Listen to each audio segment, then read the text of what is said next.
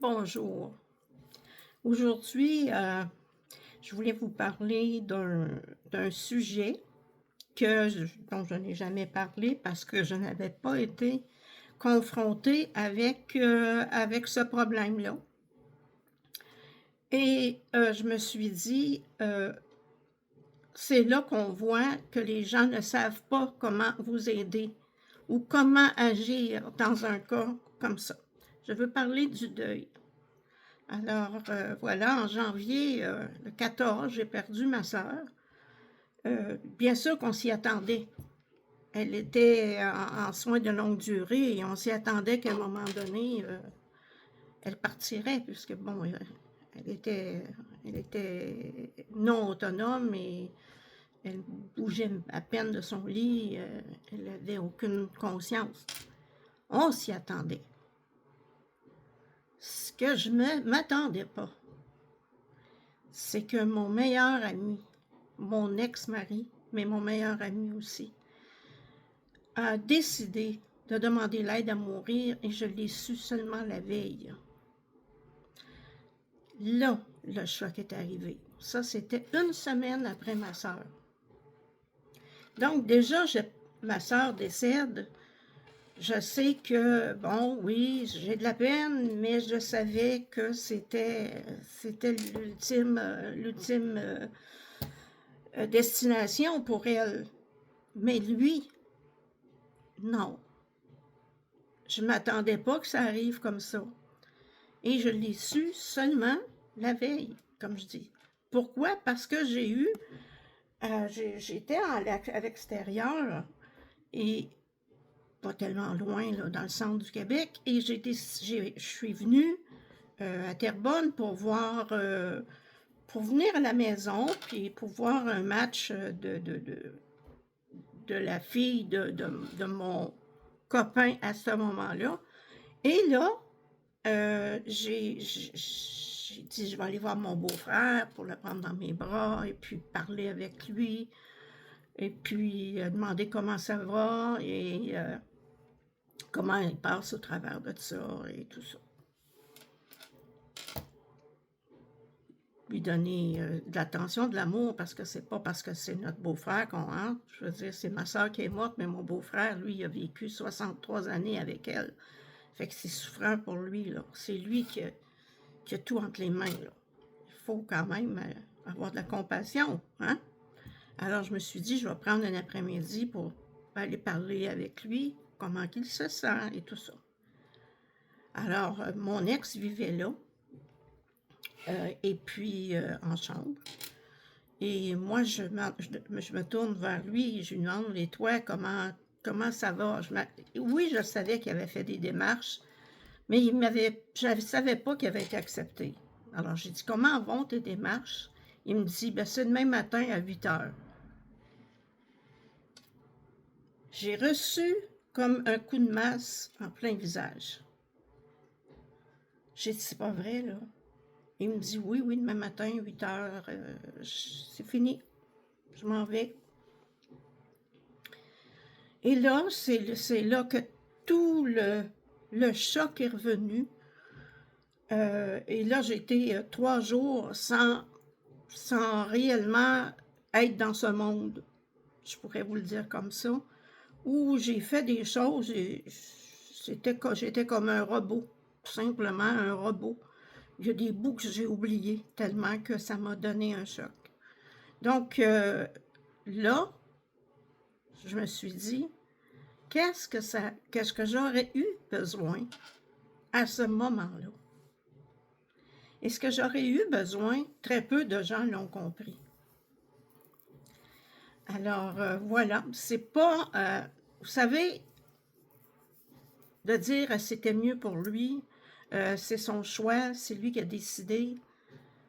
Oui, ça, je le savais tout. Je lui avais même dit, c'est ta vie, ton corps, ta décision.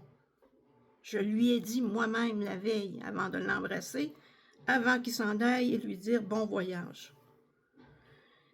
Ce que j'avais besoin, c'est qu'on comprenne ma douleur, qu'on dise oui, je comprends, que tu comprends que tu as mal. C'est une douleur qui est inexplicable. Mais je suis à ton écoute. Parce qu'en fait, ce qu'on a besoin, c'est de l'écoute pour qu'on puisse dire ce qui nous fait mal, dire, aller chercher notre peine à l'intérieur puis la ressortir. Mais la plupart des gens sont incapables d'écoute. Ils sont incapables d'écouter ça. Et ça, c'est ce qu'on a de besoin. Et la dernière fois que j'ai sorti une parole avec autant de souffrance et en pleurant, c'est lorsque ma mère est décédée et que je me suis mise à pleurer en disant « Je me sens abandonnée ». Et c'était ça que j'étais en train de revivre avec mon ex-mari. Pourquoi vous allez dire « C'était ton ex-mari ». Oh non, c'était mon ex-mari, oui, parce qu'on avait décidé de divorcer d'un commun accord parce que c'était mieux pour nous deux. Ça lui laissait la vie libre et moi aussi. Mais on s'aimait toujours. On aimait, parce qu'on était des âmes sœurs. Fait qu'on s'aidait, on s'entraidait. Jamais on aurait laissé l'autre en problème. On aurait les aidé, on l'aurait accompagné chez le médecin, on aurait fait des choses. On était des amis éternels, on pourrait dire ça comme ça.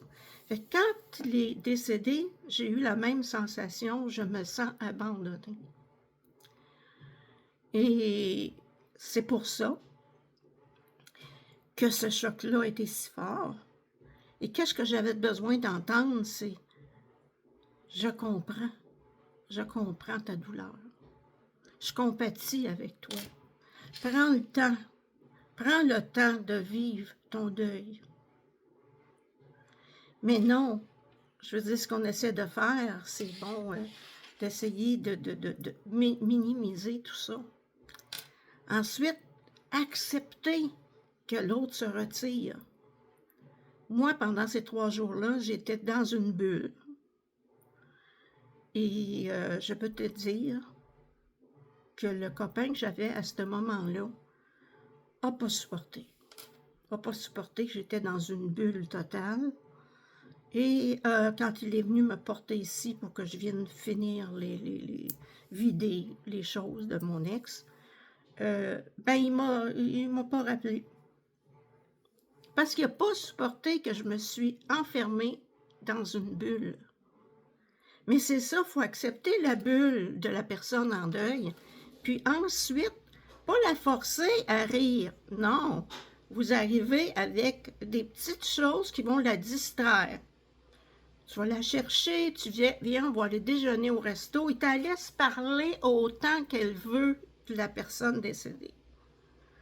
Oh, Robert était comme si, et j'aimais telle chose de lui, puis là, tu dis, oui, on a tellement ri, parce que tu parles avec elle, tu partages ses souvenirs. Elle n'a besoin de ça. Elle n'a pas de besoin d'autre chose. Juste que tu l'écoutes, puis tu partages avec elle ces souvenirs-là. Et d'aller passer du temps avec elle, apporter des petits desserts, des petits... parce qu'on perd l'appétit aussi. Apporter des petits repas, lui dire, tiens, j'ai fait de la soupe, puis on va souper ensemble ce soir. Ici. On va chauffer de la soupe, puis on va souper. Puis, si tu veux, on peut regarder des photos. Ça aide à passer au travers le deuil. Il ne faut pas nier, là. Il ne faut pas nier que la personne est partie. Oui, elle est partie. Mais cette personne-là, là, elle essaye de la garder, là. Il ne faut pas l'empêcher de le faire. Alors, c'est pour ça, l'ayant vécu là, en ce moment, je me suis rappelé un deuil vécu il y a longtemps et la réaction a été la même. Je me suis enfermée comme dans une bulle. Mais l'autre fois, j'ai été 6 mois malade.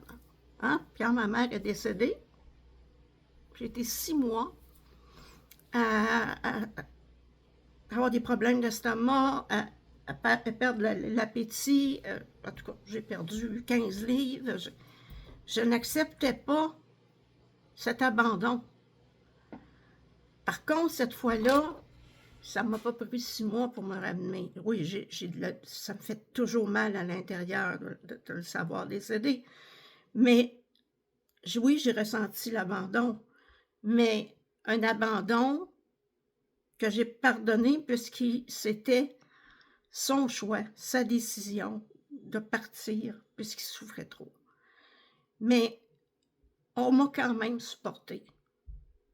Mais pas tout le monde, vois-tu. Il y a quelqu'un qui était dans ma vie qui s'est sauvé parce que c'était trop pour lui. Il n'était pas capable de gérer ces émotions-là. Alors, mais moi, je vous dis, quand je suis en deuil, j'ai cette tendance-là, et tout le monde a cette tendance-là de se refermer un certain temps parce qu'on a besoin de ramasser nos énergies, là. C'est comme un fil qui vient de se détacher, là. Tu sais, on a des liens partout, puis là, tout d'un coup, un s'en va dans l'autre monde et on est désemparé, là. Moi, le fait de le savoir la veille, que le lendemain matin, c'était fait, c'était ça, la difficulté à l'accepter, là. C'était trop vite pour moi. C'est comme si on m'avait dit, il a fait une crise de cœur. Donc, c'est d'accepter le départ. Et accepter le départ n'est pas facile. Fait que si vous voulez aider quelqu'un dans le deuil, arrêtez de penser à vous. C'est ça que je veux dire. Si ta partenaire souffre le martyre, arrêtez de penser qu'elle vous aime plus, là. Ou si c'est votre sœur, arrêtez de penser qu'elle ne veut pas vous parler. C'est pas ça du tout, là. Elle a mal. Alors, soyez à l'écoute de sa douleur. C'est ça, aider quelqu'un dans le deuil. Être à l'écoute de cette douleur. D'être empathique envers cette douleur. Et de la laisser parler. De la laisser faire des choses que là, vous allez dire, qu'est-ce qui arrive? Moi, ma réaction, ça a été de trouver une photo de lui et de mettre des bougies, de faire brûler des bougies. Pourquoi? Vous allez me dire pourquoi? C'est arrivé. D'un coup, ma soeur était venue à côté de moi, passer la journée avec moi parce qu'elle savait que ça aurait été une journée dure pour moi. Et j'ai dit, ça me prend une photo. Sauf que les photos, là, ça m'a pris une demi-heure à les trouver parce qu'ils étaient rangés dans un endroit impossible. Et j'ai trouvé la photo parfaite. J'ai mis 2 bougies. Et ma soeur m'a dit, qu'est-ce qui se passe? J'ai dit, écoute, j'ai cette sensation-là que je dois l'aider. Que je dois l'aider à monter. Alors, je l'ai fait pendant 9 jours. Et au bout de 9 jours, j'ai dit, ah, non, il faut continuer. J'ai continué une semaine de plus. Et après une semaine, j'ai eu la sensation qu'il fallait prendre sa photo, la mettre de côté. Et tout simplement, là maintenant, il n'y avait plus besoin des bougies, il n'y avait plus besoin d'encens. Là, c'était correct, ça a pris 21 jours en tout, là. Il était libéré, là. Donc, moi, j'ai cette possibilité-là de sentir les choses. Mais elle l'a compris. Ma fille l'a compris. Le copain, pas spirituel, n'a pas compris. Cette mort-là est arrivée pourquoi? Peut-être parce que j'étais en train de perdre mon temps, je ne sais pas. En tout cas, puisque c'est mon âme sœur, en fait, nous sommes des jumeaux cosmiques. Donc, lui, il me connaît comme personne d'autre peut me connaître. Donc, c'est arrivé au bon moment avant que j'aille plus loin. Je me dis, la vie, là, il n'y a rien qui arrive pour rien. Donc, oui, ma peine est toujours là, comme je vous dis, ma douleur est là, mais au début, j'avais besoin d'en parler, besoin qu'on m'écoute. Alors, si quelqu'un vit un deuil dans votre vie, allez jaser avec. Laissez-la parler, peu importe ce qu'elle dit. Laissez-la parler. Allez pas dire, oh, pleure pas, là, ça suffit. Non, pleure. Tu vas chercher la boîte de Kleenex, puis pleure. Pleure tant que tu peux. Puis si t'es pas capable de pleurer, ben je vais te faire pleurer, moi. Parce que moi, je suis pas capable de pleurer. J'ai pas été capable de pleurer. J'ai pleuré quand je l'ai pris dans mes bras, que je l'ai embrassé, et je lui ai dit bon voyage. J'ai pleuré. Mais ça s'est arrêté là. C'est pas bon. Je le sais. Mais ça va arriver, là. Un bon matin, je vais me lever, puis je vais pleurer toutes les larmes de mon corps pendant toute une journée de temps. Mais là, j'étais tellement sous le choc, et quand je suis sous le choc, ça peut durer un certain temps. Mais j'en parle. Voyez-vous, la vidéo que je fais ce matin, c'est pour m'aider et pour vous aider. Parce que si quelqu'un à qui ça arrive, qu'un proche part avec l'aide à mourir, je vous le dis, ça ne sera pas facile à accepter. Ah, celle-là, 90 ans, 95 ans, c'est une jeune personne, parce qu'il n'avait que 70 ans. Il souffrait beaucoup d'arthrose généralisée, d'usure vraiment dégénérative et tout ça. Et il n'en pouvait plus de souffrir, mais c'est jeune, 70 ans, parce qu'il y avait beaucoup de potentiel. Alors voilà, fait que c'est sûr que les pleurs vont arriver, peut-être que vos messages vont m'aider, et pour ça, voyez-vous, pour venir, je viens de le vivre, je suis encore dedans, c'est vraiment, quand j'ai envie d'en parler, il faut m'écouter, il faut écouter la personne en deuil. Mon beau-frère et moi, on s'écoute, puisque bon, on a eu une semaine entre les deux. Fait que lui et moi, on se comprend, on s'écoute. Ça fait toujours bien ça. Et puis, bon, ma fille m'écoute aussi. Mais il y a d'autres personnes qui sont incapables. Ça, je vous le dis, ils sont incapables de parler. Et de la mort, et de la maladie. Ils sont incapables. Mais ces personnes-là, j'ai pas besoin de ça dans ma vie, moi. Moi, j'ai besoin des personnes qui sont capables de parler de tout, parler de la mort, parler de la maladie, être empathique, plein d'amour pour l'autre. Être empathique dans le sens que tu comprends sa douleur. C'est sûr que tu ne peux pas lui enlever sa douleur, mais tu la comprends. Et le seul fait que cette personne-là se sent comprise, tu l'aides à guérir. Alors voilà. Pour aider un proche dans le deuil, donnez-lui de l'amour et de l'écoute. Et vous allez vraiment aider. Et faites-la sortir, allez la chercher, amenez-la déjeuner, faites-la sortir. Parce qu'elle-même, elle ne le fera pas. Sortez-la de la maison. Un peu. Parce que bon, on n'a pas toujours envie de sortir, mais sortez-la de la maison. Et ne niez pas sa douleur. Cette douleur, même si elle a été mariée, même si c'était son père et son père était méchant, ne niez pas cette douleur. Elle a mal. Fait que voilà. Cette année, il y a beaucoup de personnes qui partent. Il y a des raisons pour ça. Eh bien, voilà, je voulais vous parler du deuil, parce que le deuil, très peu sont capables d'aider les autres, mais c'est si facile dans le fond. Alors, je vous aime. Bye.